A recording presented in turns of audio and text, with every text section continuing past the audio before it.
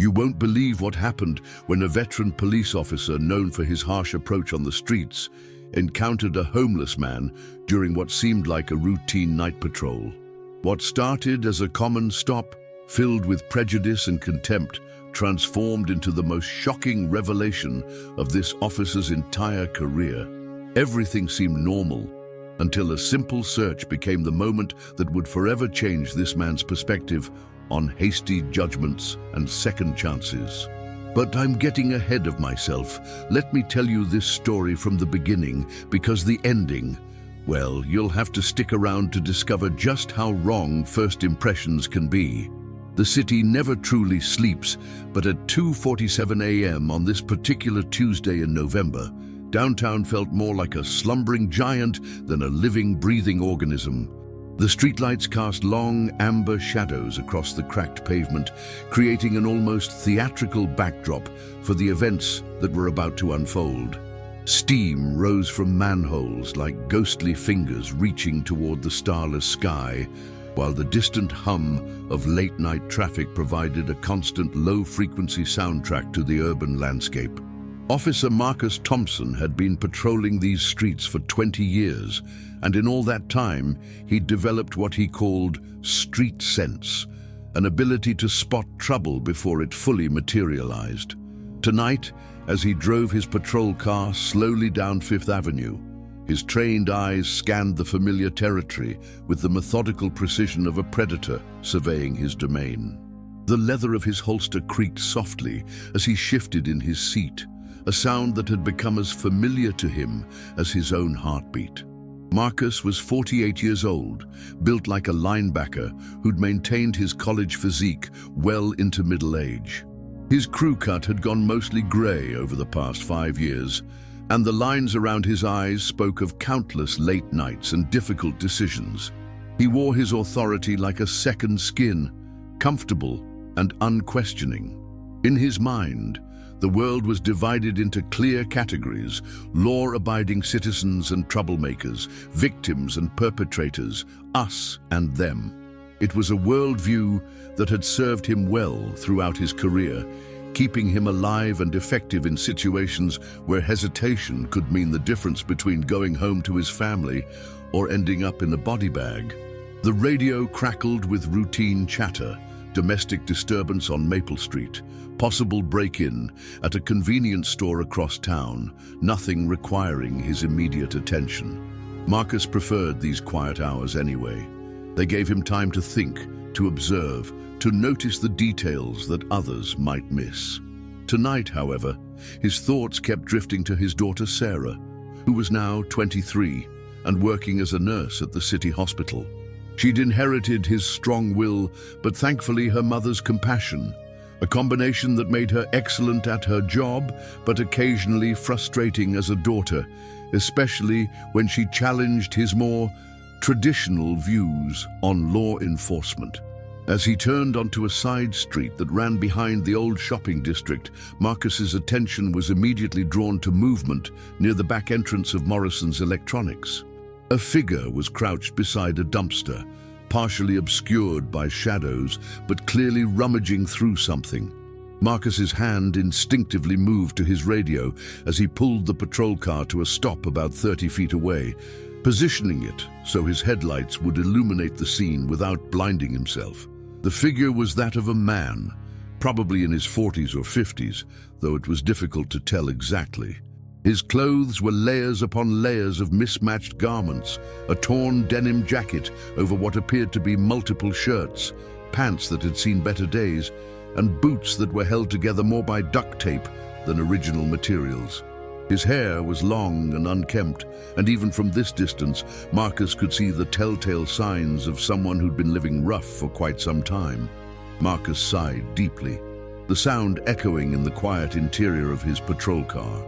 Another homeless person going through trash, probably looking for food or something to sell. He'd dealt with hundreds of similar situations over the years, and while it wasn't exactly illegal to go through dumpsters, it often led to other problems: trespassing, petty theft, public disturbances when business owners complained. Better to nip it in the bud now than deal with a bigger mess later. He stepped out of the car, the cold November air immediately cutting through his uniform jacket. The temperature had dropped significantly since sunset, and his breath formed small clouds as he approached the figure by the dumpster. His boots clicked against the asphalt with measured, authoritative steps, a sound he'd learned could be just as effective as words in establishing control of a situation. "Hey there," Marcus called out, his voice carrying the practiced tone of someone accustomed to being obeyed immediately. "Step away from the dumpster and put your hands where I can see them." The homeless man looked up, startled by the sudden appearance of authority. In the harsh glare of the patrol car's headlights, Marcus could see more details of the man's appearance. His face was weathered and lined, with several days' worth of stubble covering hollow cheeks. His eyes, however, were clear and alert, not the glazed look of someone under the influence that Marcus had expected. There was something almost dignified about the way he slowly straightened up and raised his hands, complying with the order without argument or attitude. "I wasn't doing anything wrong, officer," the man said quietly, his voice carrying a slight rasp that spoke of too many cold nights and too little care. "Just looking for some cardboard to sleep on. The temperature's supposed to drop below freezing tonight." Marcus studied the man more carefully, his trained eye cataloging details. No obvious signs of drug use, no aggressive posturing, no indication of concealed weapons. Just another casualty of a system that seemed to produce more homeless people than it helped. Still, protocols were protocols, and Marcus had learned long ago that appearances could be deceiving. "What's your name?" Marcus asked, pulling out his notebook and pen with practiced efficiency. "Daniel," the man replied. "Daniel Harrison." "Daniel Harrison," Marcus repeated, making a note. "You got any ID on you, Daniel?" The homeless man, Daniel, shook his head slowly. "Lost my wallet about 3 months ago. Someone broke into my tent while I was at the soup kitchen." Marcus nodded, unsurprised. The homeless population was often victimized by each other as much as by circumstances. It was a harsh reality that had long since stopped surprising him. "All right, Daniel. I'm going to need you to turn around and put your hands on the dumpster while I make sure you're not carrying anything you shouldn't be." As Daniel complied, Marcus couldn't help but notice the careful, respectful way the man moved. No sudden gestures, no complaints about his rights being violated, no attempts to argue or negotiate. It was almost refreshing compared to some of the attitudes he encountered during routine stops. Still, that didn't change the fact that this was likely just another homeless person who would be back in the same spot tomorrow night, creating the same potential problems for local businesses. The pat-down revealed nothing more threatening than a few personal items: a worn leather wallet with no money, but several faded photographs, a small pocket knife that had seen better days, and a tattered notebook held together with rubber bands. Marcus examined each item carefully, more out of professional habit than genuine suspicion. The photographs showed what appeared to be family members, a woman and 2 children, but they were too faded and damaged to make out clearly. "These your family?" Marcus asked, holding up the photographs. Daniel's expression softened noticeably. "My wife and kids. Lost them in the divorce about 4 years ago. She couldn't handle what I became after I got out of the service." "You're a veteran?" Marcus asked, his tone shifting slightly. He had a grudging respect for military service, even if he thought too many veterans used their service as an excuse for their failures. "Army medic," Daniel replied simply. 2 tours in Afghanistan. Came back different. Had trouble adjusting, trouble holding down jobs. Started drinking too much, and everything fell apart from there. Marcus had heard variations of this story dozens of times before. The military to civilian transition that went wrong, the self-medication with alcohol or drugs, the gradual descent into homelessness. It was sad, in a way, but Marcus had learned long ago that sympathy didn't solve problems. Personal responsibility did. "Look, Daniel," Marcus said, his voice taking on the lecturing tone he'd perfected over 2 decades of police work. "I get that you've had some tough breaks. But camping out behind businesses, going through their dumpsters, that's not solving anything. You're just creating problems for people who are trying to make an honest living. Daniel nodded quietly, his eyes downcast. I understand, officer. I was just looking for some cardboard. The shelter's full tonight, and it's supposed to get really cold. I wasn't taking anything valuable, just something to sleep on. The shelter's full, Marcus repeated, his tone skeptical. Every night I patrol this area, I hear the same story. The shelter's full, there's a waiting list, they don't have space. You know what I think? I think some of you people just don't want to follow the rules they have at those places. No drinking, no drugs, lights out at a certain time. It's easier to make excuses and live like this than to actually try to get your life together. The words hung in the cold night air like an accusation. Marcus had given this speech before, to other homeless individuals in similar situations. In his experience, tough love was more effective than enabling behavior. People needed to take responsibility for their choices, even when those choices had led them to difficult circumstances. Daniel remained silent for a long moment, his shoulders sagging slightly. When he finally spoke, his voice was barely above a whisper. You're probably right, officer. I should try harder. There was something in the man's tone, a resignation that went beyond mere compliance, that gave Marcus pause. But he pushed the feeling aside. He'd seen too many sob stories, heard too many excuses, dealt with too many people who wanted sympathy instead of solutions. His job wasn't to be a social worker, it was to maintain order and protect the law-abiding citizens who paid his salary. The night air was getting colder, and Marcus could see Daniel shivering slightly despite his layers of clothing. The man's breath formed larger clouds now, and there was a subtle blue tinge to his lips that suggested he was genuinely suffering from the cold. For a brief moment, Marcus felt a flicker of something that might have been compassion, but he quickly suppressed it. Compassion without accountability was just enabling. Here's what's going to happen, Marcus said, his voice returning to its official tone. I'm going to run your name through the system, make sure you don't have any outstanding warrants. If you come back clean, I'll let you move along with a warning. But I don't want to see you back here tomorrow night, or next week, or next month. Find another place to be, or better yet, figure out how to get yourself into a program that can actually help you. As he walked back to his patrol car to run the background check, Marcus couldn't shake the feeling that there was something different about this particular homeless man. Daniel hadn't argued, hadn't made excuses, hadn't tried to manipulate him with sob stories about his service or his family. He'd simply accepted the criticism and agreed that he should try harder. It was almost dignified, in a way that Marcus wasn't used to seeing in these situations. But dignity didn't change facts, and the fact was that Daniel Harrison was just another homeless person creating problems for business owners and law-abiding citizens. Marcus had a job to do, and personal feelings, whatever they might be, couldn't interfere with that responsibility. The computer in his patrol car hummed quietly as it searched through various databases.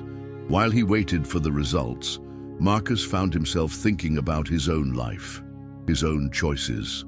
He'd been lucky in many ways. Good family, stable job, clear sense of right and wrong. He'd never had to face the kinds of challenges that led people like Daniel to end up sleeping behind dumpsters. But that didn't change the fact that everyone had choices, and some people made better choices than others. The computer beeped softly, indicating that the search was complete. Daniel Harrison came back clean. No outstanding warrants, no recent arrests, no history of violent crime. Just another lost soul trying to survive in a world that had apparently left him behind.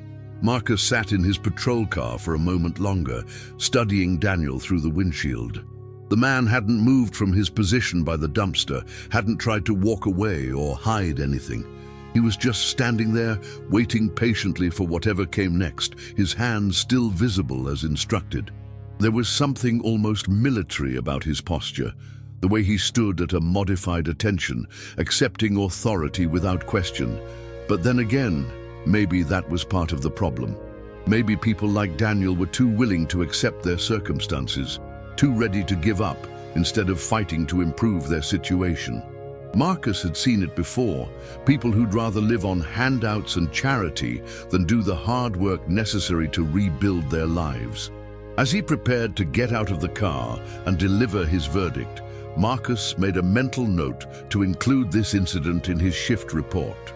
Another homeless contact, another warning issued, another small victory in the ongoing battle to keep the streets safe and orderly for the people who mattered.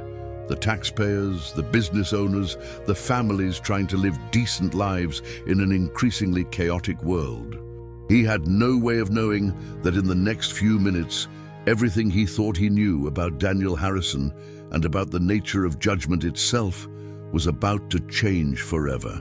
What I'm about to tell you next will challenge everything you think you know about making snap judgments based on appearances. Before we continue, I need you to promise me something. Stick around until the very end of this story. Because what happens next, the revelation that's coming, will completely transform how you see this encounter between a veteran police officer and a homeless man. Trust me when I say that the truth is far more incredible than anything you could imagine right now. Marcus stepped out of the patrol car with the confident stride of a man who'd performed this routine thousands of times before. The background check had confirmed what he'd expected. Daniel Harrison was clean, at least in terms of the law. No warrants, no violent history, just another casualty of a system that seemed designed to create more problems than it solved. In Marcus's experience, that made Daniel either genuinely down on his luck or smart enough to avoid getting caught for whatever petty crimes were probably keeping him afloat. "Good news, Daniel," Marcus called out as he approached, his voice carrying that particular tone of authority mixed with condescension that he'd perfected over 2 decades of police work. "You're clean in the system. No outstanding warrants, no red flags. Congratulations on managing to stay out of serious trouble."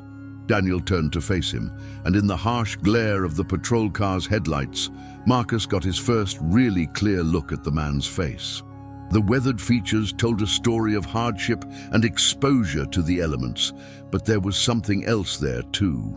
A kind of quiet strength that seemed at odds with his current circumstances.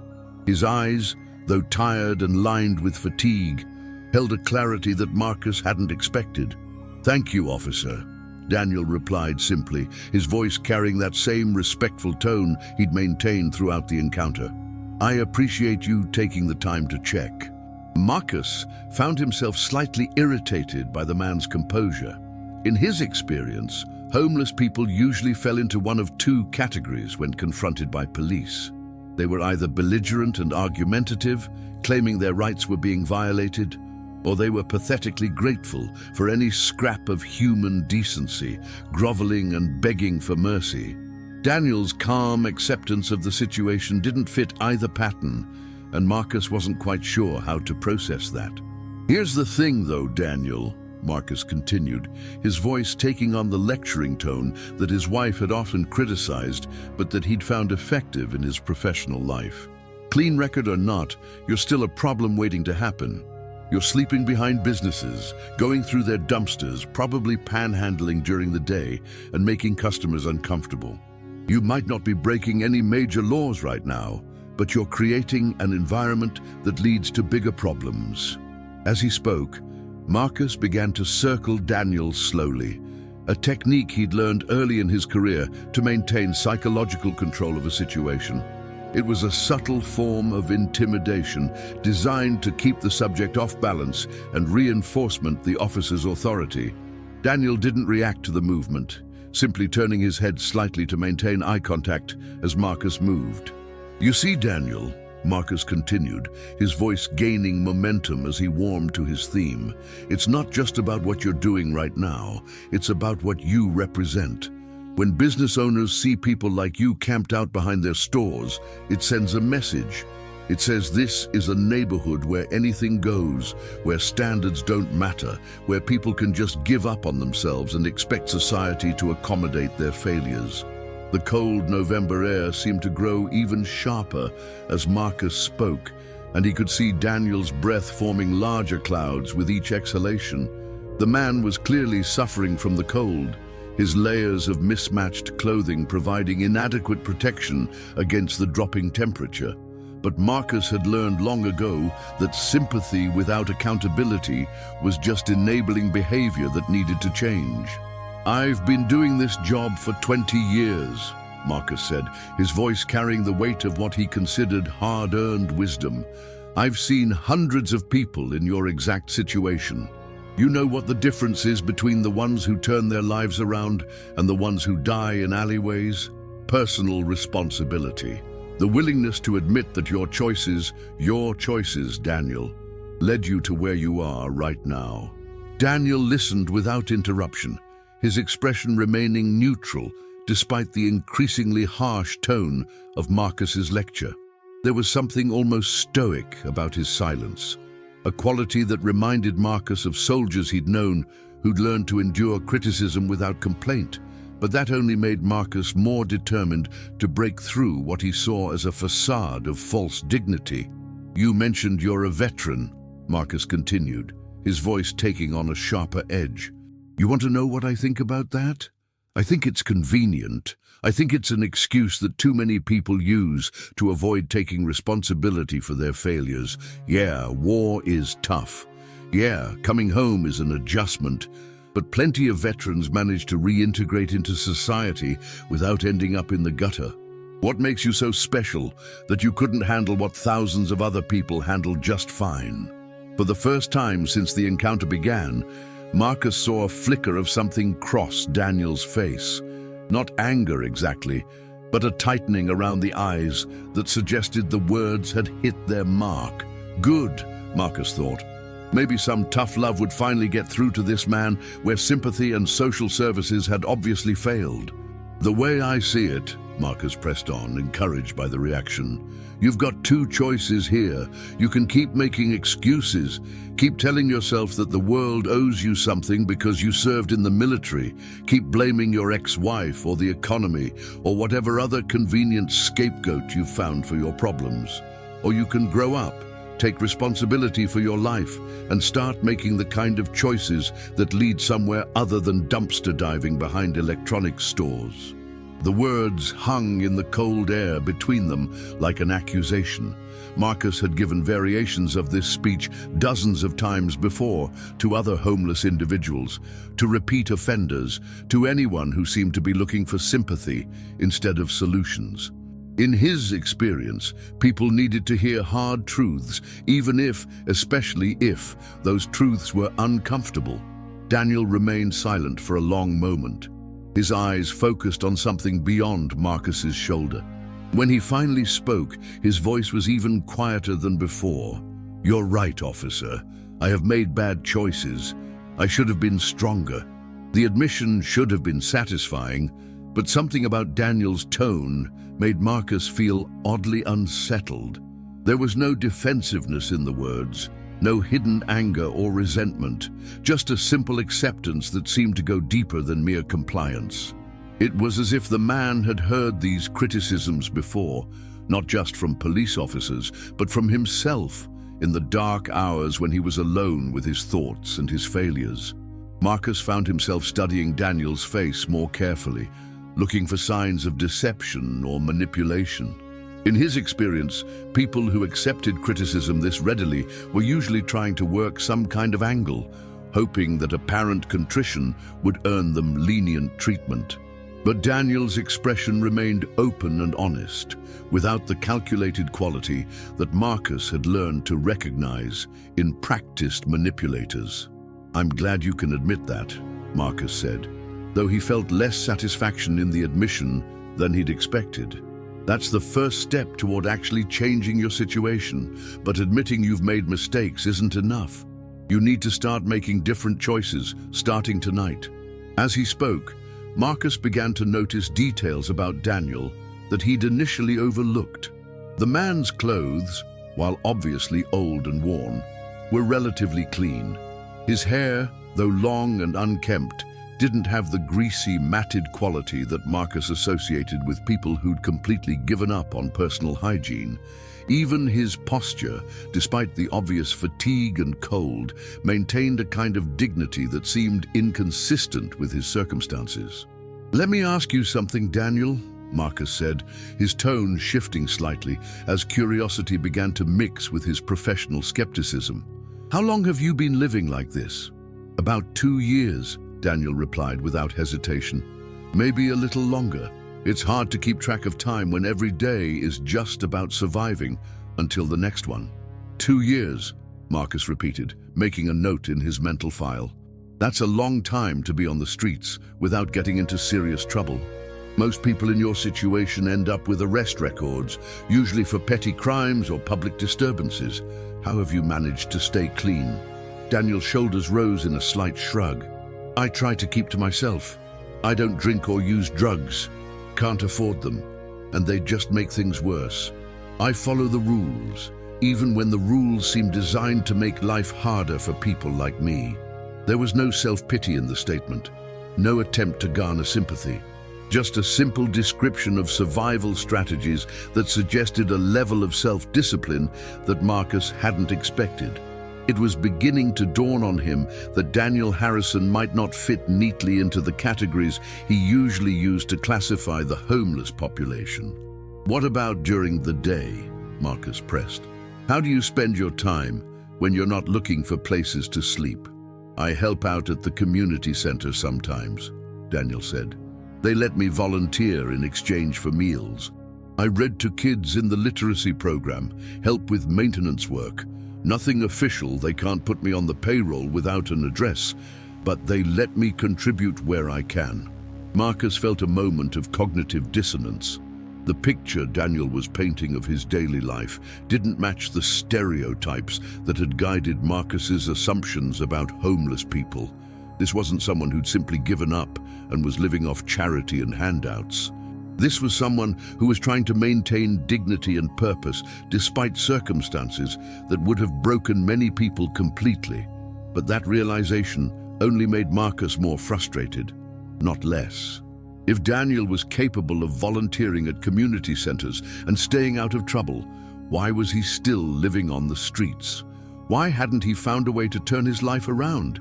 The inconsistency suggested either deception or a fundamental character flaw that prevented him from taking the steps necessary to improve his situation. "So you can hold down volunteer work, you can stay out of trouble, you can maintain enough self-discipline to avoid drugs and alcohol," Marcus said, his voice taking on a sharper edge again. "That tells me you're capable of more than this, which makes your current situation even more inexcusable." The words came out harsher than Marcus had intended, but he didn't regret them. In his view, people who were capable of better but chose not to pursue it were actually worse than those who simply lacked the ability to improve their circumstances. Daniel had demonstrated that he possessed the basic skills necessary for functioning in society. His continued homelessness was therefore a choice rather than an inevitable result of circumstances beyond his control. Daniel absorbed the criticism without visible reaction, his expression remaining calm and accepting. "You're right," he said simply. "I should be doing more to change my situation." The ready agreement was starting to annoy Marcus in a way he couldn't quite articulate. He dealt with thousands of people in the course of his career, and most of them reacted predictably to authority and criticism. They got angry or defensive or tried to argue their way out of trouble. Daniel's consistent acceptance of blame felt almost unnatural, as if he'd been conditioned to expect harsh judgment and had learned to absorb it without fighting back. "I don't want to see you back here tomorrow night," Marcus said, his voice returning to its official tone. "And I don't want to hear about you causing problems for business owners in this area. If you're really committed to changing your situation, then start by respecting other people's property and finding somewhere else to be." "I understand, officer," Daniel replied. "I'll find somewhere else to go." As he prepared to conclude the encounter, Marcus found himself oddly reluctant to simply walk away. There was something about Daniel Harrison that didn't quite add up, some quality that set him apart from the typical homeless individuals he encountered during his patrols. The man's calm dignity, his ready acceptance of criticism, his apparent efforts to maintain some kind of structure and purpose in his life, it all suggested a complexity that Marcus hadn't expected. But complexity was often just another word for manipulation, and Marcus had learned long ago not to let sympathy interfere with his professional judgment. Daniel might seem different from other homeless people, but the bottom line remained the same. He was living on the streets, going through dumpsters, and creating potential problems for law-abiding citizens and business owners. "One more thing, Daniel," Marcus said as he prepared to return to his patrol car. "I want you to think about something. Every choice you make from here on out is either going to move you closer to or further away from the kind of life you want to live. Sleeping behind dumpsters, making excuses about full shelters, accepting handouts instead of earning your way, those are choices that move you further away from dignity and self-respect." The lecture felt familiar and comfortable, like a well-worn piece of equipment that Marcus had used successfully many times before. He'd learned that people needed to hear these hard truths, even if they didn't want to acknowledge them. Change required discomfort, and sometimes a harsh wake-up call was exactly what someone needed to start making better decisions. Daniel nodded slowly, his eyes meeting Marcus's with a directness that was somehow both respectful and unsettling. "I'll think about what you've said, officer. Thank you for taking the time to talk with me instead of just moving me along." The gratitude in Daniel's voice was genuine, which only added to Marcus's confusion about how to categorize this particular encounter. Most homeless people he dealt with viewed police interactions as adversarial by nature, even when no arrests were made. Daniel's apparent appreciation for what had essentially been a lecture about his life failures seemed almost bizarre. As Marcus walked back toward his patrol car, he found himself glancing back at Daniel, who had remained standing by the dumpster exactly where Marcus had left him. The man wasn't gathering his belongings or preparing to move along. He was simply standing there, apparently waiting for Marcus to leave before continuing whatever he'd been doing when the encounter began.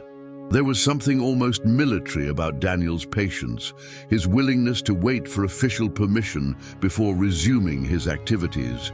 It reminded Marcus of soldiers he'd seen in movies, standing at attention until formally dismissed by a superior officer. The parallel was oddly compelling, but Marcus pushed the thought aside. Military bearing meant nothing if it wasn't accompanied by the discipline necessary to build a productive civilian life. As he reached his patrol car, Marcus made one final decision. Instead of immediately driving away, he would observe Daniel for a few more minutes, just to make sure the man actually moved along as instructed. It was a reasonable precaution, given that homeless individuals often returned to familiar locations as soon as police presence was removed. But as he settled into the driver's seat and adjusted his mirrors to keep Daniel in view, Marcus found himself genuinely curious about what the man would do next. Would he gather his belongings and disappear into the night? Would he wait a few minutes and then resume his search through the dumpster? Or would he do something else entirely? Something that might provide insight into the contradiction between his apparent capabilities and his current circumstances. What Marcus was about to witness would challenge every assumption he'd made about Daniel Harrison, and set in motion a chain of events that would culminate in the most shocking revelation of his 20-year police career. But I'm getting ahead of myself again.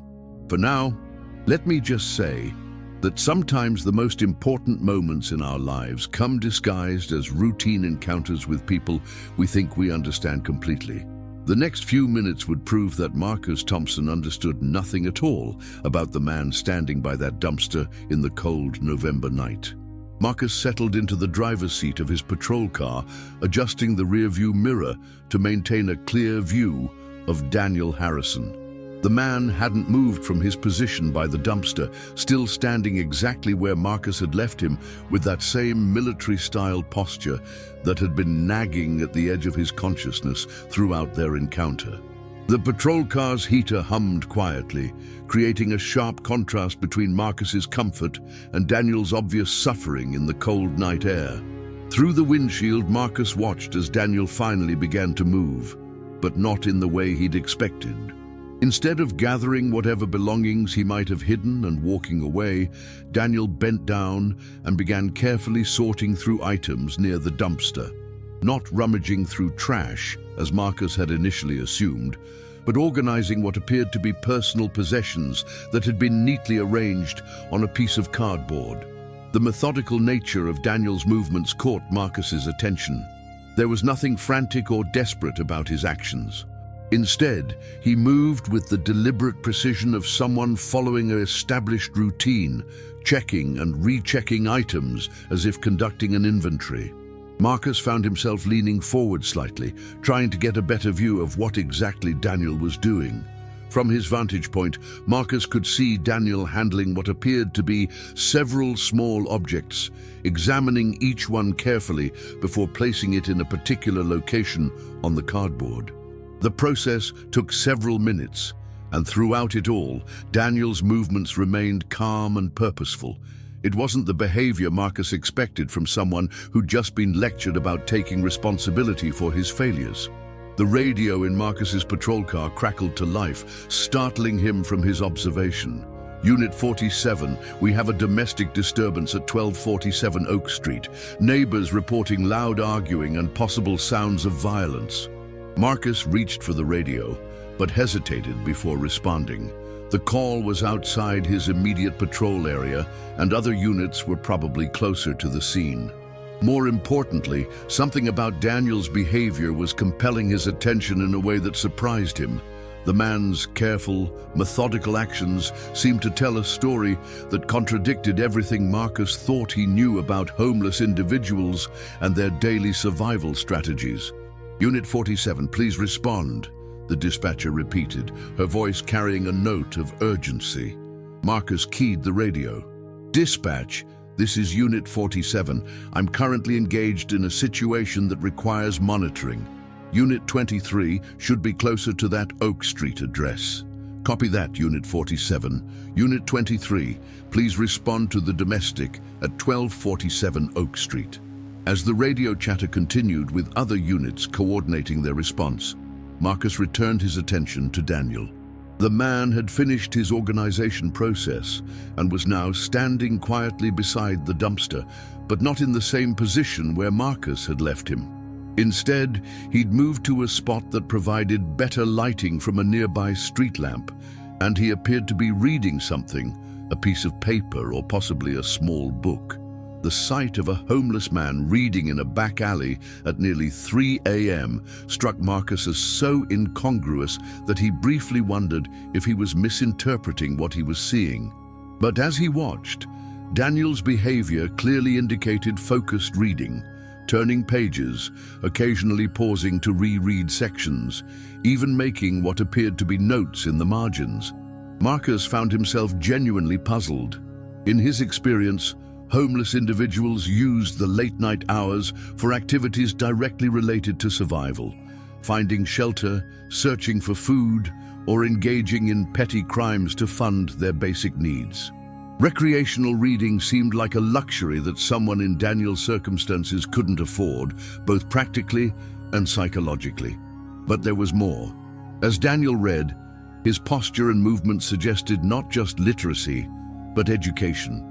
The way he held the material, the purposeful manner in which he turned pages, the occasional pauses that suggested contemplation rather than confusion. All of it pointed to someone who was not only comfortable with reading, but accustomed to engaging with complex material. Marcus felt a growing sense of cognitive dissonance. The picture emerging from his continued observation didn't match any of the categories he normally used to understand homeless individuals. Daniel wasn't behaving like someone who'd been broken by circumstances, nor like someone who'd given up on maintaining standards and dignity. Instead, He was acting like someone who was maintaining intellectual and personal discipline despite living in conditions that would challenge anyone's ability to preserve such habits. The implications were troubling for Marcus's worldview. His approach to police work and to life in general depended on clear categories and straightforward cause and effect relationships. Good choices led to good outcomes.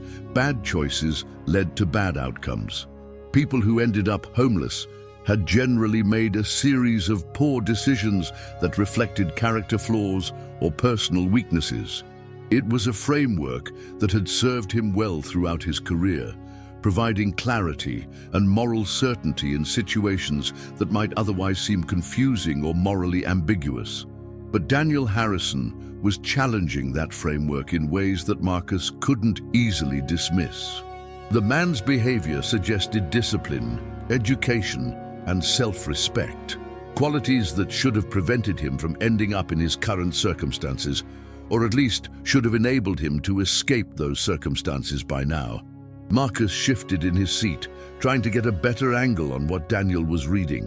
The distance and lighting made it impossible to see details, but the size and shape of the material suggested it might be a book rather than a newspaper or magazine. Who carried books while living on the streets? What kind of reading material would be so important that someone would prioritize it over other, more practical possessions? As if sensing Marcus's continued attention, Daniel looked up from his reading and glanced directly at the patrol car. For a moment, their eyes met across the distance, and Marcus felt an unexpected jolt of something. Not guilt exactly, but a recognition that his continued surveillance might be crossing a line from professional vigilance into personal curiosity. Daniel raised his hand in a small wave, not mocking or sarcastic, but simply acknowledging Marcus's presence with the same respectful demeanor he'd maintained throughout their face-to-face encounter. Then he returned to his reading, apparently unconcerned by the fact that he remained under police observation. The wave bothered Marcus more than he cared to admit. It suggested a level of comfort with authority and confidence in his own actions that didn't fit the profile of someone who should be defensive about police attention. Most people in Daniel's situation would either try to hide their activities or would display obvious nervousness about continued police presence. Daniel's casual acknowledgement suggested he had nothing to hide and no fear of additional scrutiny. Marcus reached for his radio again, intending to call for a records check on Daniel Harrison that might provide more detailed information about his background. But as his hand touched the device, he hesitated. What exactly was he looking for? Daniel had already come back clean on the standard warrant check. A deeper background investigation would require justification that Marcus wasn't sure he could provide. Curiosity about a homeless man's reading habits hardly constituted reasonable suspicion of criminal activity. Instead, Marcus found himself thinking about his own assumptions and biases. Had he been too quick to categorize Daniel based on his appearance and circumstances? Was it possible that the man's story was more complex than the simple narrative of personal failure that Marcus had constructed during their conversation? The questions were uncomfortable because they challenged not just his assessment of this particular individual, but his broader approach to police work and social judgment. Marcus had built his career on the ability to quickly and accurately assess people and situations. If he'd been wrong about Daniel Harrison, if the man was genuinely different from other homeless individuals he'd encountered, what did that say about his judgment in general? Through the windshield, Marcus watched as Daniel carefully folded whatever he'd been reading and placed it in an inside pocket of his jacket. The movement was precise and protective, suggesting that the material had significant personal value. Then Daniel began the process of carefully gathering and organizing his other possessions, continuing the methodical approach that had characterized all of his actions since Marcus had begun his extended observation. But now, Marcus noticed something else that had escaped his attention during their face-to-face encounter. Daniel's movements, while careful and deliberate, showed signs of physical discomfort that went beyond simple cold and fatigue. There was a slight stiffness in his left leg that suggested an old injury, and his left arm seemed to have limited range of motion. The symptoms were subtle. Someone would have to watch carefully to notice them, but they were consistent with combat injuries that Marcus had seen in other veterans. The realization added another layer of complexity to Marcus's evolving understanding of Daniel Harrison. If the man was dealing with service-related injuries in addition to homelessness, his situation became significantly more complicated than simple personal failure. Physical limitations could explain difficulties in finding and maintaining employment, which could contribute to the downward spiral that led to his current circumstances. But that explanation, while more sympathetic than Marcus's initial assessment, raised other troubling questions. If Daniel was a disabled veteran, where was the support system that was supposed to help people in his situation? Why wasn't he receiving disability benefits or medical care or assistance from veterans organizations? The answer might be bureaucratic incompetence, but it might also suggest problems with Daniel's story that weren't immediately apparent. Marcus found himself caught between competing interpretations of what he was observing. On one hand, Daniel's behavior suggested someone who was maintaining dignity and discipline despite difficult circumstances, possibly someone who deserved sympathy and assistance rather than lectures about personal responsibility. On the other hand, the gaps in his story and the inconsistencies in his situation suggested that there might be information Marcus didn't have, factors that would explain why someone with Daniel's apparent capabilities was still living on the streets.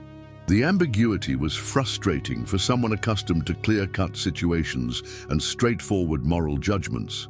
Marcus preferred dealing with obvious criminals who could be arrested, or clear victims who deserved protection, or law-abiding citizens who needed assistance. Daniel Harrison seemed to fall into none of those categories, occupying a gray area that challenged Marcus's comfortable certainties about how the world worked. As Daniel finished organizing his possessions and began to walk slowly toward the street, Marcus faced a decision. He could simply drive away and file a routine report about a homeless contact that resulted in a verbal warning. The encounter would become just another entry in the endless stream of minor police interactions that filled his shift reports and gradually faded from memory. Or he could do something else, something that his training and experience told him was unnecessary, but that his growing curiosity demanded. He could follow Daniel, not to harass or arrest him, but to better understand the contradiction between the man's apparent capabilities and his current circumstances. The decision would prove to be one of the most important of Marcus's career, though he had no way of knowing that as he watched Daniel Harrison disappear around the corner into the November darkness. What Marcus was about to discover would not only change his understanding of this particular homeless man, but would force him to confront the possibility that everything he thought he knew about judgment, justice, and human worth might be fundamentally flawed. But that revelation was still minutes away, and Marcus Thompson remained blissfully unaware that his world was about to be turned completely upside down. Marcus made his decision almost without conscious thought, shifting the patrol car into drive and slowly following the route Daniel had taken. He maintained a careful distance, using the techniques he'd learned for surveillance operations, staying far enough back to avoid detection while keeping his subject in sight. The empty streets made the task both easier and more challenging. Easier because there was little traffic to obstruct his view. More challenging because the lack of other vehicles made his presence more obvious. Daniel walked with a steady, purposeful gait, despite the obvious discomfort from his injuries. His route seemed deliberate rather than random, suggesting he had a specific destination in mind, rather than simply wandering in search of another place to spend the night. Marcus found himself intrigued by the man's apparent sense of direction and purpose. In his experience, homeless individuals often moved in aimless patterns, driven by immediate needs rather than longer-term plans. The neighborhood Daniel was traversing was one that Marcus knew well from his patrols, a mixture of older residential buildings, small businesses, and light industrial facilities.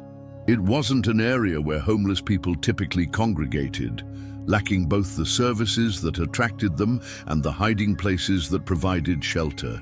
Yet Daniel seemed to know exactly where he was going, turning corners with confidence and never hesitating at intersections. After about 10 minutes of walking, Daniel approached what appeared to be an abandoned warehouse on the outskirts of the commercial district. The building showed obvious signs of long-term vacancy. Broken windows, graffiti on the walls, weeds growing through cracks in the pavement around the perimeter. It was exactly the kind of place where Marcus would expect to find homeless encampments, drug activity, or other problems associated with urban decay. But instead of entering the building or settling down in its vicinity, Daniel walked around to what appeared to be a loading dock on the side of the structure. Marcus pulled his patrol car into a position where he could observe while remaining concealed behind a row of dumpsters belonging to an adjacent business. From this vantage point, he watched as Daniel approached what looked like a service entrance to the warehouse. To Marcus's surprise, Daniel didn't force the door or break in as he'd expected. Instead, the man pulled out what appeared to be a key and unlocked the entrance with the casual efficiency of someone who belonged there. The implications were immediately troubling. If Daniel had unauthorized access to an abandoned building, it suggested criminal activity of some kind, possibly breaking and entering or burglary. Marcus reached for his radio, preparing to call for backup and approach the situation as a potential crime in progress. But something made him hesitate. Daniel's movements showed none of the furtiveness or urgency that Marcus associated with criminal activity. Instead, the man unlocked the door and entered the building with the matter-of-fact manner of someone returning home after a long day. Curiosity overcoming procedural caution, Marcus decided to investigate further before calling for assistance. He parked the patrol car and approached the warehouse on foot, using the shadows and abandoned vehicles scattered around the property for concealment. His hand rested on his service weapon, ready for whatever he might discover, but his instinct suggested that Daniel posed no immediate threat. As Marcus drew closer to the building, he began to notice details that suggested the warehouse wasn't as abandoned as it appeared from a distance. While the main structure clearly showed signs of long-term vacancy, the area around the side entrance where Daniel had entered was cleaner and better maintained. The weeds had been cleared away, and there were signs of recent activity, footprints in the dirt, cigarette butts that hadn't been weathered by rain, even what appeared to be a small garden of herbs growing in makeshift containers. The evidence suggested that someone had been using this space regularly, possibly for an extended period. But the modifications were subtle and careful, designed to avoid attracting attention from casual observers. It was the kind of setup that required planning, effort, and a certain amount of skill, not the random appropriation of space that Marcus might expect from typical homeless individuals. Moving closer to the entrance Daniel had used, Marcus noticed that the door itself had been carefully maintained despite the general deterioration of the building. The lock was new and high quality, and the door frame showed signs of recent repair work. Someone had invested time and possibly money in securing this particular entrance, suggesting a level of commitment that went beyond temporary shelter. Through a partially broken window, Marcus caught glimpses of interior lighting, not the harsh glare of fluorescent fixtures, but the softer glow of what appeared to be battery-powered lanterns or camping equipment. The light was steady and well-positioned, suggesting an organized living space rather than a temporary crash site. Marcus found himself facing another decision point. He could retreat to his patrol car and call for backup to investigate what appeared to be unauthorized occupation of an abandoned building. It was a straightforward application of standard procedures, and it would result in Daniel's arrest for trespassing at minimum, possibly burglary, depending on how the district attorney's office chose to prosecute the case. Or he could try to understand what he was actually looking at before taking official action.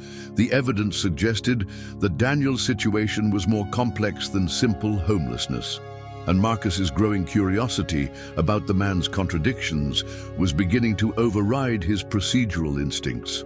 The sound of voices from inside the building made the decision for him. Daniel wasn't alone in there, and the conversation Marcus could hear suggested at least 2 other people. This changed the dynamic significantly. What had seemed like a possibly innocent case of a homeless man finding shelter in an abandoned building now looked like a potential gathering that could involve drug activity, planning criminal activities, or other serious concerns.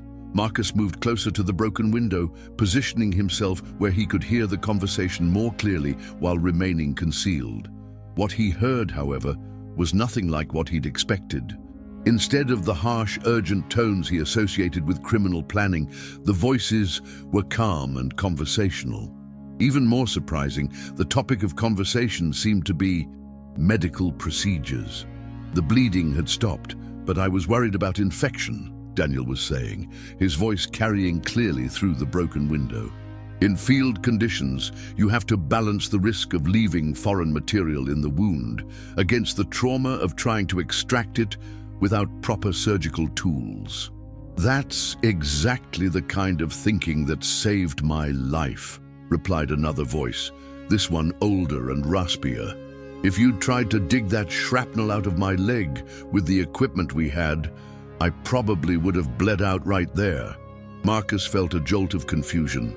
The conversation sounded like medical professionals discussing trauma care, but it was taking place in what appeared to be an illegally occupied abandoned warehouse. The disconnect between the content and the context was so stark that Marcus briefly wondered if he was misunderstanding what he was hearing. The hardest part, continued a third voice, this one younger and with a slight accent that Marcus couldn't immediately identify, was learning to make those decisions quickly. In training, you have time to think through all the options. In the field, you have seconds to decide whether someone lives or dies. That's why the training is so important, Daniel replied. You practice the procedures until they become automatic, so that when you're in a crisis situation, your hands know what to do, even when your mind is overwhelmed by everything else that's happening. Breathe. The conversation continued in this vein, with the 3 men discussing what were clearly sophisticated medical procedures and decision-making processes. Marcus found himself listening intently, not just to gather intelligence about what might be happening in the building, but because the content was genuinely fascinating. These weren't typical homeless individuals discussing survival strategies. These were people with advanced medical knowledge sharing experiences from what sounded like combat situations. But the implications were troubling for Marcus's understanding of the situation. If Daniel and his companions possessed the kind of medical expertise they were discussing, why were they occupying an abandoned warehouse? What had led people with such valuable skills to end up in circumstances that required them to hide from society? The conversation inside the building shifted to discussion of current events, particularly recent developments in veterans' affairs and healthcare policy. The tone remained sophisticated and informed, with the participants demonstrating knowledge of complex bureaucratic processes and political developments that suggested they remained engaged with current events despite their apparent isolation from mainstream society. Marcus realized that he was witnessing something he'd never encountered in his 20 years of police work. This wasn't a gathering of typical homeless individuals or a meeting of people planning criminal activities. This appeared to be a support group of some kind, bringing together people with shared experiences and expertise in an environment where they felt safe to discuss their circumstances without judgment or official interference. But that realization raised even more questions about Daniel Harrison specifically. If he had access to this kind of community and support system, why had he been alone when Marcus encountered him behind the electronics store? Why was he going through dumpsters for cardboard to sleep on if he had access to what appeared to be a well-organized shelter space? The answer came as the conversation inside the building turned to current challenges and individual circumstances. Each of the three men took turns discussing their recent experiences, their struggles with various bureaucratic systems, and their strategies for survival in a society that seemed designed to ignore or criminalize their existence. When Daniel's turn came, his account of the evening's events provided Marcus with a perspective on their encounter that was both enlightening and deeply uncomfortable. Daniel described the police stop with clinical detachment, analyzing Marcus's assumptions and biases with the same sophisticated reasoning he'd applied to medical procedures. The officer was operating from a standard script, Daniel explained to his companions. Homeless equals failure, equals moral weakness, equals deserving of harsh treatment. He wasn't seeing a person, he was seeing a category, and he was responding to that category rather than to anything I actually said or did. It's the uniform, replied the older voice. They see the clothes, the circumstances, and they think they know everything they need to know about who you are and why you're in that situation. The frustrating part, Daniel continued, is that he wasn't entirely wrong. I have made choices that contributed to my current circumstances, but the assumption that those choices were made out of weakness or lack of character, that's where the judgment becomes both inaccurate and harmful. Marcus felt a chill that had nothing to do with the November cold. Daniel was describing their encounter with an insight and objectivity that suggested he'd been analyzing Marcus's behavior and motivations with the same thoroughness that Marcus had been applying to him. But Daniel's analysis was more sophisticated and psychologically acute than anything Marcus had developed about Daniel. What bothers me most, Daniel went on, is not the individual prejudice. Any one person's biases are their own problem. What bothers me is the systematic nature of it, the assumption that homelessness equals moral failure, that poverty equals lack of effort, that visible struggle equals personal inadequacy. It's a worldview that makes it easier for society to ignore the complex factors that create these situations. The conversation continued, but Marcus found himself unable to focus on the details. Daniel's words had forced him to confront the possibility that his entire approach to his encounter with the homeless man had been based on assumptions that were not only wrong, but actively harmful.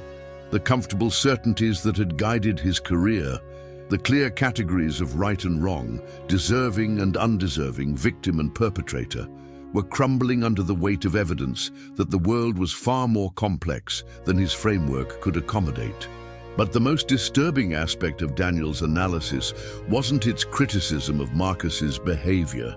It was the calm, compassionate tone in which the criticism was delivered. Daniel wasn't angry or resentful about the treatment he'd received. Instead, he seemed to view Marcus's prejudice as a systemic problem rather than a personal failing, an unfortunate but predictable result of social conditioning rather than individual malice.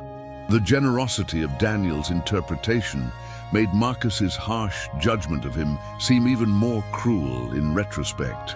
While Marcus had been lecturing Daniel about personal responsibility and character flaws, Daniel had been analyzing Marcus's behavior with the kind of professional detachment that suggested education, training, and emotional maturity that far exceeded anything Marcus had imagined. As the conversation inside the building began to wind down, Marcus realized he needed to make a decision about what to do with the information he'd gathered. Technically, Daniel and his companions were trespassing in an abandoned building, which gave Marcus grounds for arrest, regardless of the benign nature of their activities. But acting on that technicality would mean criminalizing what appeared to be a support group for people who were already struggling with circumstances beyond their control. Moreover, Marcus was beginning to understand that his initial assessment of Daniel had been so far off the mark that he couldn't trust his judgment about the appropriate response to this situation. Everything he thought he knew about homelessness, personal responsibility, and the relationship between circumstances and character was being challenged by what he'd observed and overheard. The sound of movement inside the building indicated that the meeting was coming to an end. Marcus retreated to a position where he could observe without being detected, watching as 3 figures emerged from the warehouse. In the dim light from the street lamps, he could see Daniel clearly, along with 2 other men who appeared to be of similar age and background. What struck Marcus most forcefully was the obvious camaraderie and mutual respect among the 3 men. They spoke quietly, but with the easy familiarity of people who'd shared significant experiences and understood each other's struggles. There was none of the desperate, competitive atmosphere that Marcus associated with homeless gatherings.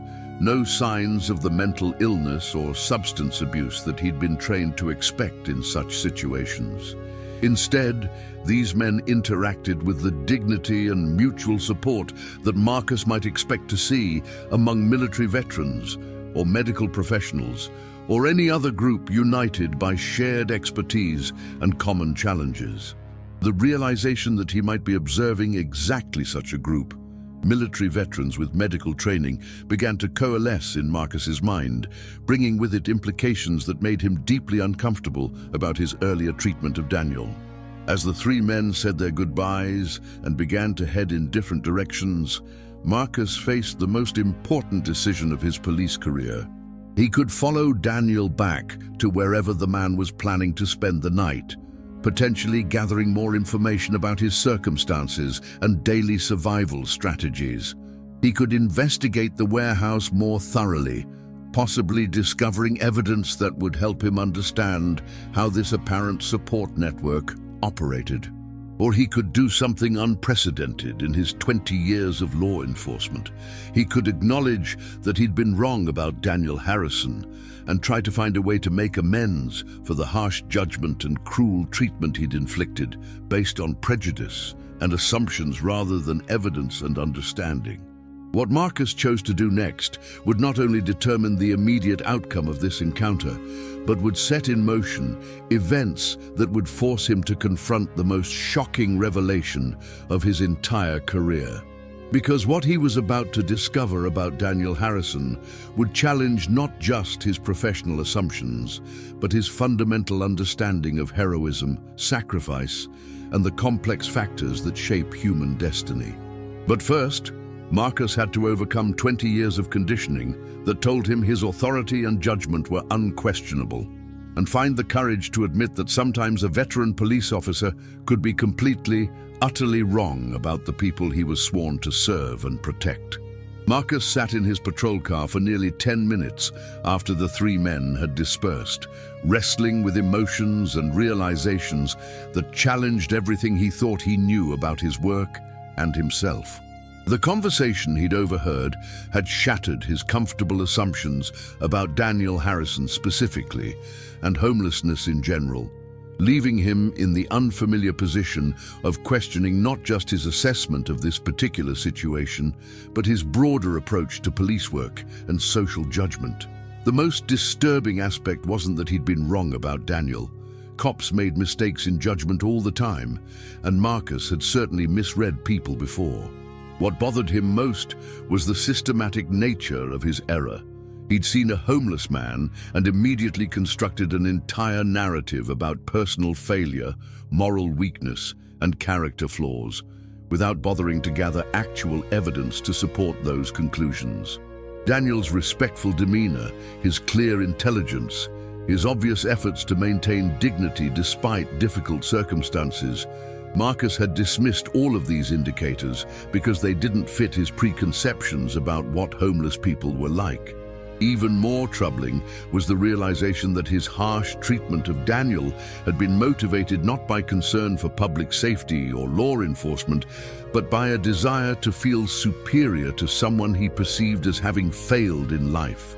The lecture about personal responsibility, the condescending tone, the assumption that Daniel needed to be taught lessons about making better choices, All of it had been more about Marcus's need to reinforce his own sense of success and moral superiority than about actually helping or protecting anyone.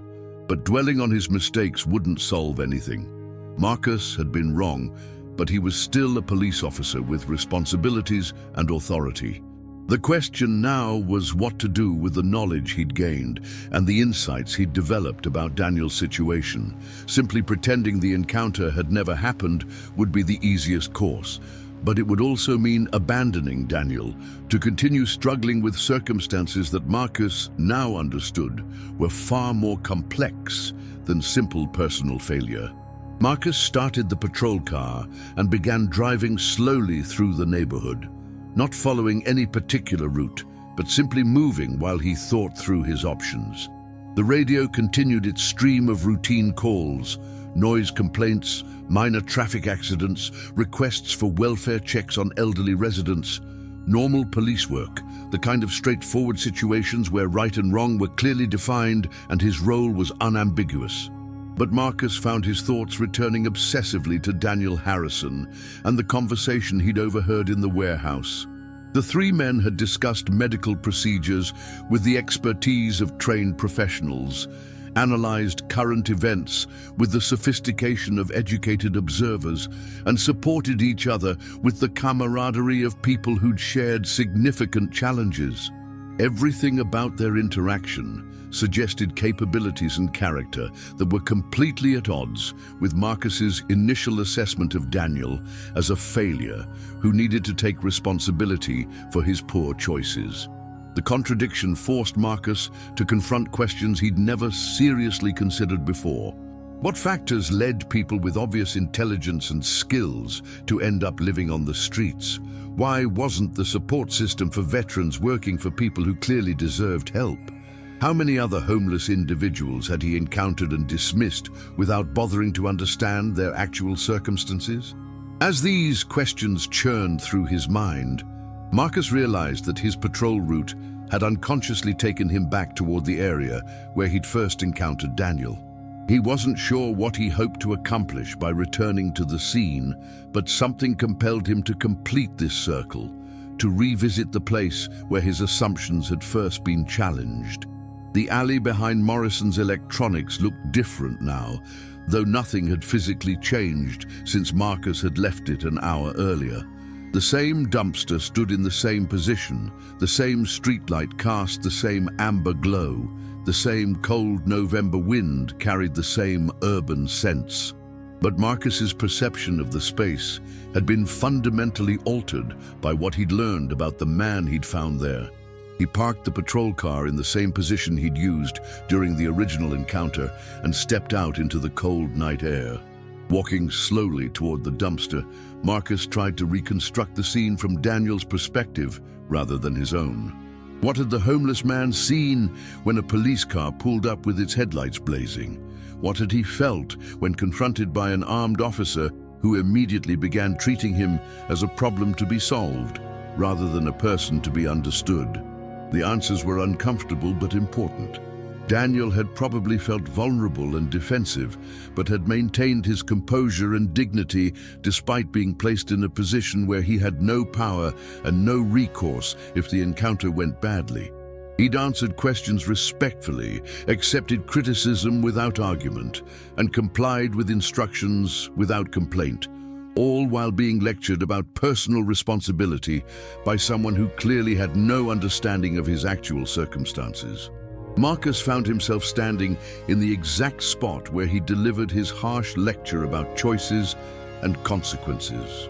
The irony wasn't lost on him that he was now questioning his own choices and facing consequences he hadn't anticipated when he'd felt so confident about his moral authority. The role reversal was both humbling and educational, forcing him to consider how his actions might have appeared to someone with Daniel's perspective and experience. But understanding his mistakes was only the first step. The more challenging question was what to do next. Marcus could file a routine report about a homeless contact that resulted in a verbal warning, effectively ending his involvement in Daniel's situation. It would be the safe, professional choice, avoiding complications and potential embarrassment if his superiors learned that he'd been conducting unauthorized surveillance of someone who hadn't committed any crimes. Or he could do something unprecedented in his career: seek out Daniel Harrison and attempt to understand his situation well enough to provide actual help rather than unwanted advice. It would mean acknowledging his error in judgment, potentially exposing himself to criticism or disciplinary action, and venturing into territory where his authority and expertise might not apply. The decision was complicated by Marcus's growing awareness that Daniel's situation was likely connected to systemic issues that extended far beyond individual circumstances. If Daniel was indeed a veteran with medical training who'd ended up homeless despite his obvious capabilities, it suggested problems with support systems that were supposed to prevent exactly these kinds of outcomes. Addressing those problems would require resources and expertise that Marcus didn't possess, and involvement in political and social issues that went well beyond traditional police work. But as Marcus stood in the cold alley, contemplating the complexity of the challenges he'd discovered, he heard something that made his decision for him. From somewhere in the darkness beyond the streetlights came the sound of voices, not the calm, supportive conversation he'd overheard at the warehouse, but something urgent and distressed. Marcus moved toward the sound, his hand instinctively moving to his radio as his training kicked in. The voices were coming from a narrow passageway between two buildings, an area that was essentially invisible from the street and would provide perfect cover for criminal activity. As he approached, the voices became clearer, and Marcus could make out at least 3 different speakers engaged in what sounded like a heated argument. "Told you this was a bad idea," one voice was saying, the tone angry and accusatory. "Now look what's happened. It's not that bad," replied another voice, this one younger and less certain. "We can still fix this." "Fix it?" The first voice rose in pitch, becoming almost hysterical. "Look at him. He's barely breathing." Marcus broke into a run, his mind immediately shifting into emergency response mode. Someone was injured, possibly seriously, and the people with them seemed to be panicking rather than providing effective assistance. He activated his radio as he moved, calling for medical backup and providing his location to dispatch. As he rounded the corner into the passageway, Marcus saw a scene that confirmed his worst fears. 3 young men, probably in their late teens or early 20s, were standing over a 4th person who was lying motionless on the ground. Even in the dim light, Marcus could see signs of serious injury: blood on the ground, unnatural positioning of limbs, the stillness that suggested unconsciousness or worse. "Police!" Marcus announced, his voice carrying the authority that had become second nature over 20 years of responding to emergency situations. "Step back from the injured person and put your hands where I can see them." The 3 standing men immediately complied, their relief at the arrival of professional help overriding any concerns about potential legal consequences. As Marcus approached the injured person, his training took over completely, and he began the rapid assessment procedures that could mean the difference between life and death in trauma situations. But as he knelt beside the injured man and began checking for vital signs, Marcus realized that his training was inadequate for what he was seeing. The injuries were severe and complex, involving what appeared to be both blunt force trauma and possible internal bleeding. The victim was unconscious but breathing, with a pulse that was weak and irregular. Without immediate sophisticated medical intervention, this person was likely to die within the next few minutes. Marcus's radio crackled with the response from dispatch. Unit 47, EMS is en route, but experiencing delays due to multiple emergency calls. Estimated arrival time is 8 to 10 minutes. 8 to 10 minutes might as well have been hours for someone in this condition. Marcus had basic first aid training, but nothing that would help him deal with injuries this severe.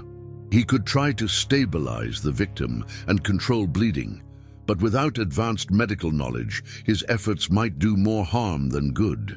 It was at that moment, as Marcus knelt beside a dying man and realized the limitations of his ability to help, that he heard a familiar voice behind him. "Officer, let me assist. I have medical training." Marcus turned to see Daniel Harrison emerging from the shadows at the mouth of the passageway. The homeless man moved with purpose and confidence, his earlier deference replaced by the authoritative manner of someone taking charge of a medical emergency. Without waiting for permission, Daniel knelt beside the injured person and began a rapid but thorough assessment that demonstrated expertise Marcus had only seen in emergency room doctors. "Severe head trauma, possible skull fracture," Daniel said, his voice calm and professional. "Pupil response suggests increased intracranial pressure. Breathing is shallow and irregular, probably due to brainstem compression. We need to maintain airway and prepare for possible seizure activity." As Daniel worked, his hands moving with practiced efficiency, Marcus found himself witnessing medical intervention that was clearly saving the injured man's life. Daniel's assessment was thorough and accurate. His techniques were sophisticated and precisely executed, and his calm authority in the face of a life-threatening emergency was exactly what the situation required.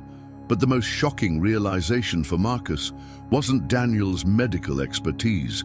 It was the gradual recognition of the injured person's face.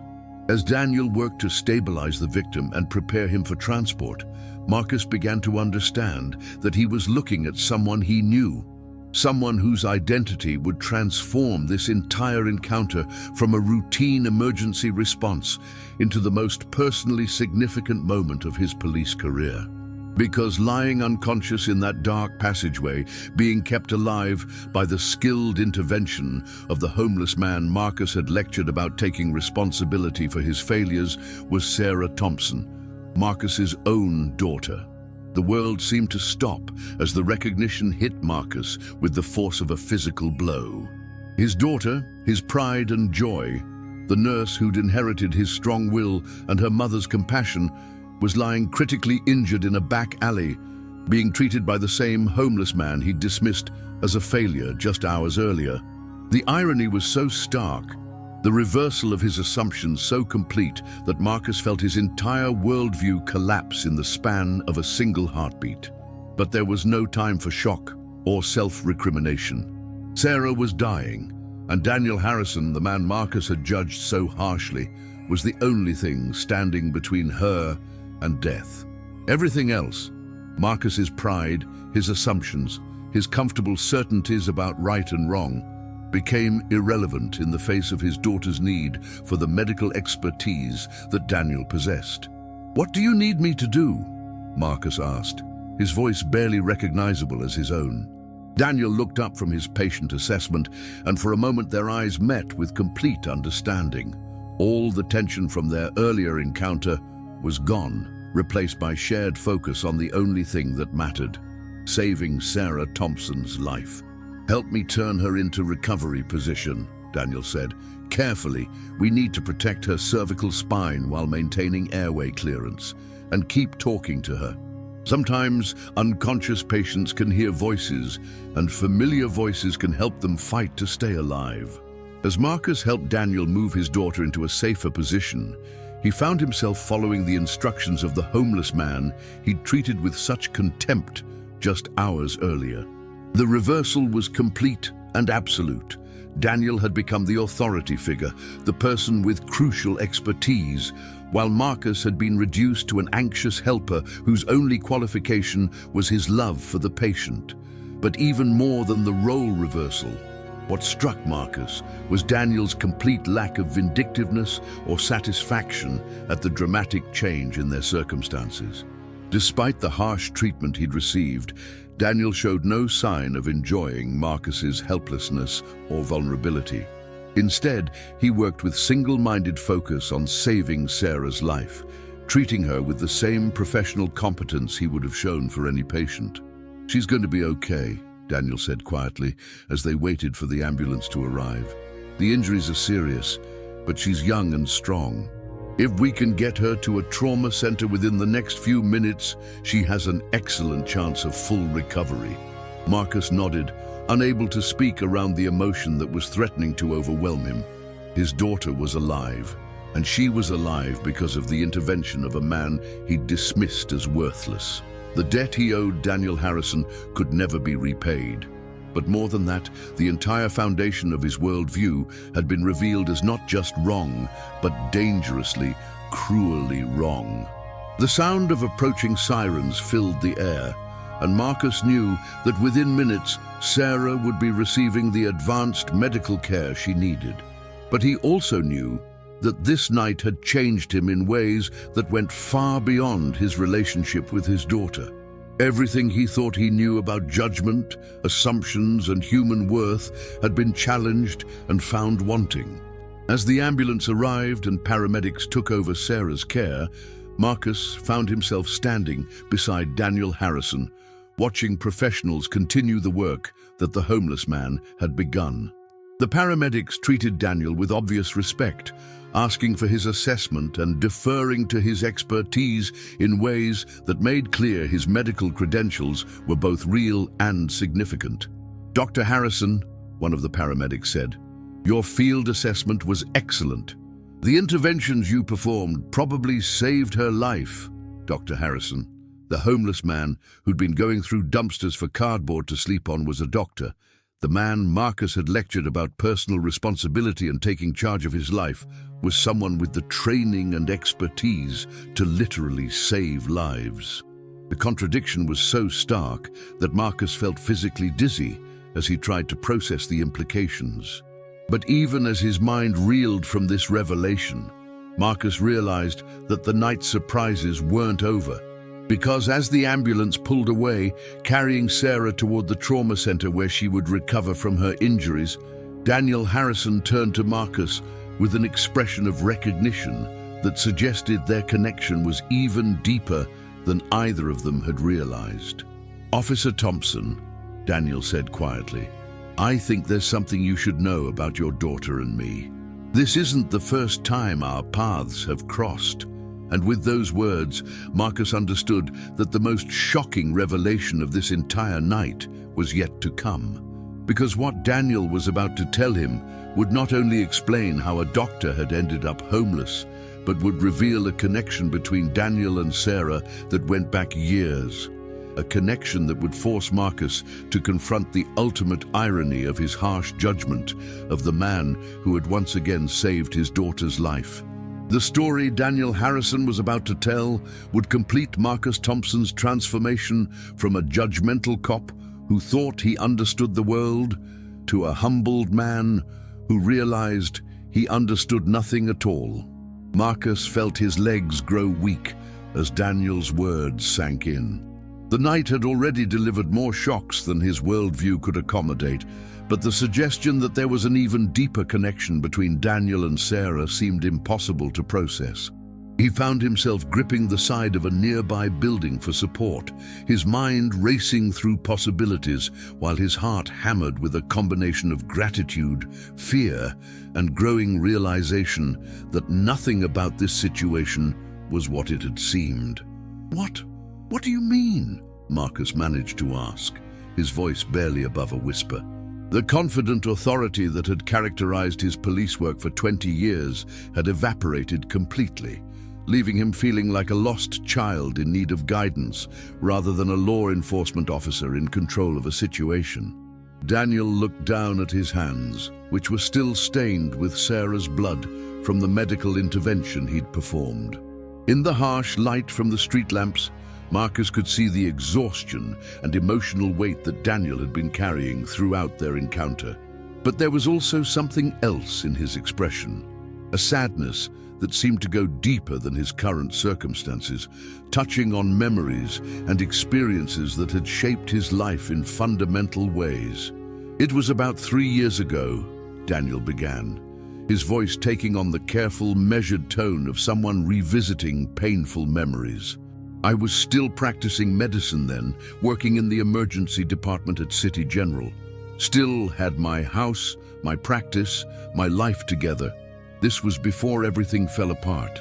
Marcus found himself holding his breath as Daniel continued, sensing that he was about to hear something that would complete the transformation of his understanding about the man he'd so harshly judged. It was a Saturday evening, around 7 o'clock.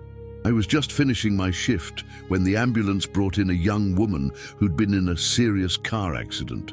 Multiple trauma, head injury, internal bleeding, very similar to what we just dealt with here. The paramedic said she'd been unconscious at the scene and her vital signs were deteriorating rapidly. As Daniel spoke, Marcus felt a cold chill of recognition beginning to form in the back of his mind. 3 years ago, Sarah had been in a car accident, the worst night of Marcus's life until tonight. She'd been driving home from her nursing shift when another driver ran a red light and struck her car at high speed. Marcus remembered the terrifying phone call from the hospital, the frantic drive across town, the hours of waiting while doctors worked to save her life. The patient was a nurse, Daniel continued, and Marcus felt his knees nearly buckle as the connection became undeniable. 20 years old, working at the hospital where I practiced, she'd been coming off her shift when the accident happened. The irony wasn't lost on any of us. Someone who dedicated her life to saving others had become a patient who needed saving herself. Marcus's memory of that night came flooding back with painful clarity. Sarah had been unconscious for nearly 18 hours after the accident, and when she'd finally awakened, she talked about a doctor who'd stayed with her throughout the emergency surgery. A doctor who'd gone beyond what duty required, who'd personally managed her care with an attention and skill that the other medical staff had found remarkable. She was touch and go for several hours, Daniel said, his voice growing quieter as he revisited the memory. The head injury was severe, and there were complications during surgery. Internal bleeding that was difficult to control, pressure on the brain that threatened to cause permanent damage. It was the kind of case where everything had to go perfectly, where one mistake or moment of inattention could mean the difference between recovery and death. I remember, Marcus whispered, the words barely audible. The doctor told us later that if the surgery had been delayed even by minutes, she might not have survived. He said it was the most challenging case he'd handled in years. Daniel nodded slowly. I worked on her for almost 6 hours straight. Normally cases like that get handed off between surgical teams, but there was something about her. Maybe it was knowing that she was a nurse, someone who'd chosen to dedicate her life to helping others, that made me determined to see it through personally. As Daniel spoke, Marcus remembered more details from that terrifying night. The surgeon who'd saved Sarah's life had been praised by the entire medical staff for his skill and dedication. The nurses had told Marcus that the doctor had refused to leave the operating room, even when his shift had ended, staying with Sarah throughout the entire procedure and the critical hours that followed. When she finally stabilized and regained consciousness, Daniel continued, I stayed with her during the initial recovery period. She was confused and frightened, which is normal after that kind of trauma, but she was also remarkably strong and resilient.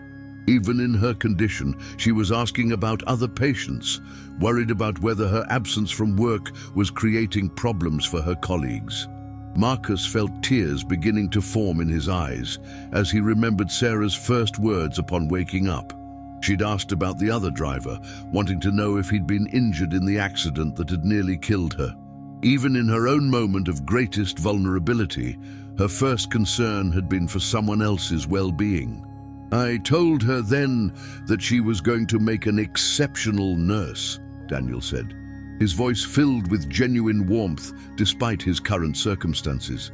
The compassion she showed for others, even while dealing with her own trauma, was exactly the quality that makes the difference between competent medical care and truly healing medicine. The irony of the situation was becoming almost too profound for Marcus to process. The homeless man he'd lectured about taking responsibility for his failures was the same doctor who'd saved his daughter's life 3 years earlier. The person he dismissed as worthless was someone to whom Marcus owed the most precious thing in his world, Sarah's survival and recovery. But even more than the personal debt, Marcus was beginning to understand the tragic dimensions of what had happened to Daniel Harrison in the years since he'd saved Sarah's life. The skilled surgeon who'd performed miracles in the operating room had somehow ended up sleeping behind dumpsters and being lectured by police officers about personal responsibility. "What happened?" Marcus asked, his voice breaking with emotion. "How did you go from saving lives in the operating room to this?" Daniel was quiet for a long moment, his eyes focused on something beyond Marcus's shoulder. When he finally spoke, his voice carried the weight of someone who'd lost everything and was still trying to understand how it had all gone wrong. "PTSD," Daniel said simply. "Not from my military service. I'd dealt with that and moved on. But from the accumulation of trauma from years of emergency medicine. Too many patients I couldn't save, too many families I had to deliver devastating news to, too many nights when the stress and responsibility felt like they were crushing me from the inside." Marcus listened in stunned silence as Daniel explained how the psychological pressure of his work had gradually overwhelmed his ability to cope. The surgeon who'd saved Sarah's life had been struggling with mental health issues that were largely invisible to his colleagues and patients, but which had been slowly destroying his ability to function in his personal life. "I started having panic attacks during procedures," Daniel continued. "Flashbacks to patients I'd lost, overwhelming anxiety about making mistakes that could cost lives. I tried to push through it, to maintain my professional responsibilities while dealing with my personal struggles privately. But eventually, the psychological symptoms became impossible to hide." The story that unfolded was a tragic illustration of how quickly a successful life could unravel when mental health issues weren't properly addressed. Daniel's medical practice had suffered as his condition worsened, leading to malpractice concerns and eventually the loss of his medical license. His marriage had deteriorated under the stress, ending in a divorce that had cost him his home and custody of his children. "The final blow was losing my medical license," Daniel said, his voice barely audible. "Everything I'd worked for, everything I'd defined myself by, was gone. I went from being a respected surgeon to being unemployable in the only field I'd ever known. The transition from having a purpose and identity to having nothing was devastating." Marcus felt a profound sense of shame as he listened to Daniel's story. The man he'd dismissed as a failure was someone who dedicated his life to saving others, only to be destroyed by the very compassion and dedication that had made him an exceptional doctor. The personal responsibility that Marcus had lectured him about was irrelevant to mental health struggles that were largely beyond individual control. "But even after everything I lost," Daniel continued, "I couldn't give up completely. The medical training, the instinct to help people, it's too much a part of who I am. That's why I volunteer at the community center, why I maintain contact with other veterans who are struggling. It's why I was there tonight when your daughter needed help." The full circle of the evening's events was becoming clear to Marcus. Daniel hadn't been in that alley by chance. He'd been there because his dedication to helping others had continued despite his personal circumstances. Even after losing everything, he'd maintained the same commitment to saving lives that had characterized his medical career. "Sarah never knew," Daniel said quietly. "During her recovery, she was too focused on healing to remember much about the specific medical personnel who'd treated her. And after I lost my license and my life fell apart, I made sure our paths didn't cross again. I didn't want her to see what I'd become." Marcus felt his heart breaking as he realized the full extent of the sacrifice Daniel had made. The man who'd saved his daughter's life had deliberately avoided any recognition or gratitude from the family he'd helped, choosing to suffer in anonymity rather than risk, causing them discomfort by revealing his circumstances.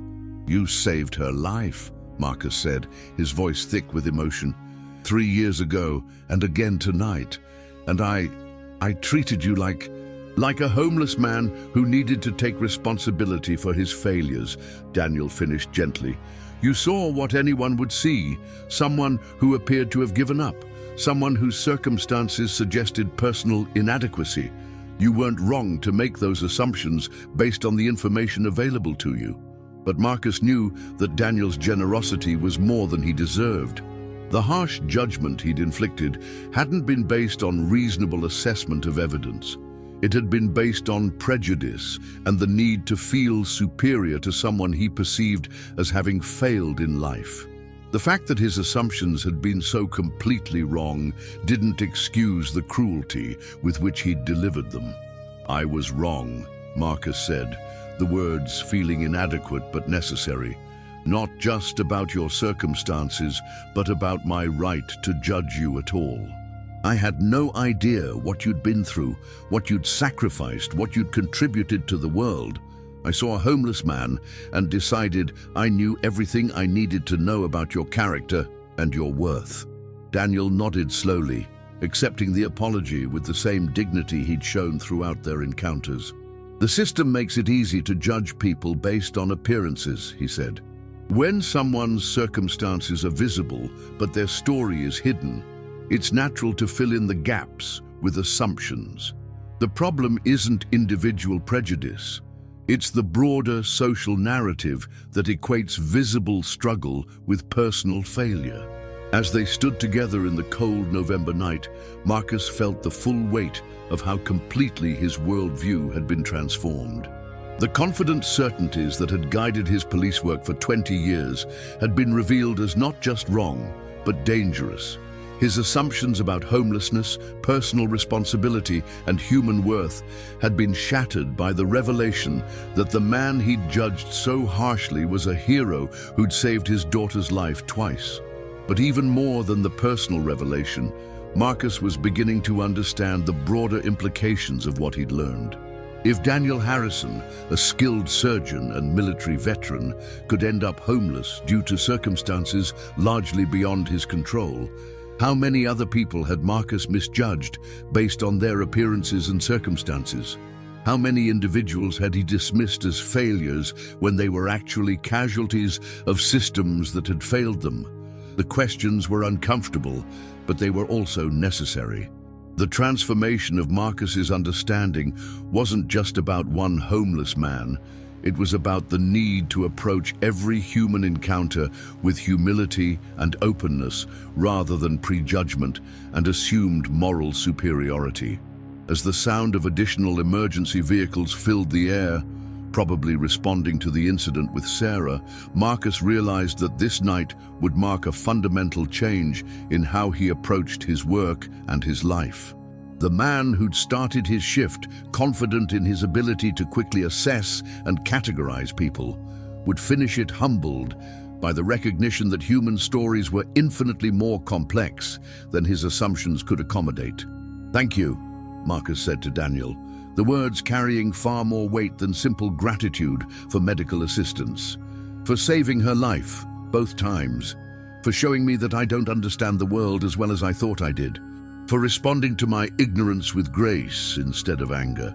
Daniel nodded, but his attention was already shifting back to the practical concerns of the present moment. "Your daughter is going to be fine," he said with the authority of someone who'd seen similar injuries and knew the likely outcomes. "The trauma center has excellent neurosurgical capabilities, and she received intervention quickly enough to prevent permanent damage. Focus on being there for her recovery, not on what happened tonight." But Marcus knew that he would never be able to separate what had happened tonight from every other aspect of his life going forward. The revelation of Daniel's identity and their connection to Sarah had transformed not just his understanding of this particular situation, but his entire approach to judgment, authority, and human worth. As Daniel prepared to disappear back into the November darkness, Marcus found himself facing one final decision that would complete his transformation from a judgmental cop to a humbled human being. He could let Daniel walk away, carrying the gratitude and respect he'd earned, but continuing to struggle with the circumstances that had led to his homelessness. Or he could do something unprecedented in his career, acknowledge that someone he'd initially dismissed as worthless had taught him the most important lesson of his professional life. "Daniel," Marcus called out as the homeless man began to turn away. "Don't go. Let me help you. Whatever you need, whatever it takes to get your life back together. You saved my daughter's life twice. The least I can do is try to save yours." The offer hung in the cold air between them, representing a complete reversal of the power dynamic that had characterized their initial encounter.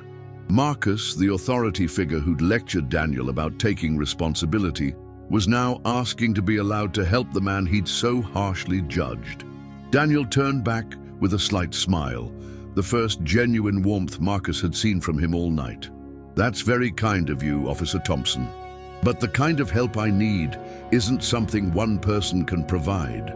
The systems that failed me, mental health care, veterans services, professional rehabilitation, those require changes that go far beyond individual generosity." "Then let's start with what one person can do," Marcus replied, surprised by his own determination. "Whatever that looks like, wherever that leads. You showed me tonight that everything I thought I knew about judgment and worth was wrong. The least I can do is try to learn from that lesson." As they stood together in the alley, where Marcus's assumptions had first been challenged, both men understood that this conversation was the beginning of something larger than either of them had anticipated. The homeless man and the cop who judged him so harshly were about to embark on a journey that would challenge not just their individual circumstances, but the broader social systems that had created the conditions for their encounter. But that's a story for another time.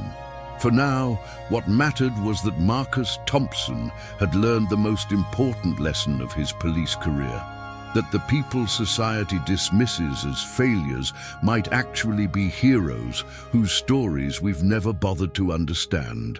And sometimes, if we're very lucky, those heroes will save our lives and our souls, despite having every reason to walk away from our ignorance and cruelty. The night that had begun with harsh judgment had ended with humility and hope. And for both Marcus and Daniel, it would mark the beginning of a new understanding about the complex factors that shape human destiny and the importance of treating every person with the dignity and respect that their hidden stories might reveal they deserve. If this story touched your heart and made you think about how we judge others based on appearances, I'd love to hear your thoughts in the comments below. Have you ever found yourself making assumptions about someone only to discover you were completely wrong? How do you think we can better understand people's circumstances before passing judgment? This story reminds us that behind every person experiencing homelessness, unemployment, or other visible struggles, there's a complex human story that we might never know. The veteran on the street corner, the person asking for help, the individual who seems to have given up. Any of them might be someone who once saved lives, served their country, or contributed to society in ways we can't imagine. If stories like this resonate with you and make you want to look beyond surface appearances to understand the deeper human experiences around us, please subscribe to our channel. We share real stories that challenge assumptions and reveal the extraordinary within the ordinary, the heroic within the struggling, and the hope within the heartbreaking. And don't miss our next video, another incredible true story about how a single moment of understanding can transform not just individual lives, but entire communities. Sometimes the people we least expect to teach us become our greatest teachers, and the encounters we think are routine become the most important moments of our lives. Thank you for taking this journey with me. And remember, every person you meet is fighting a battle you know nothing about. Choose kindness, choose understanding, and choose to look beyond the surface to the human being underneath.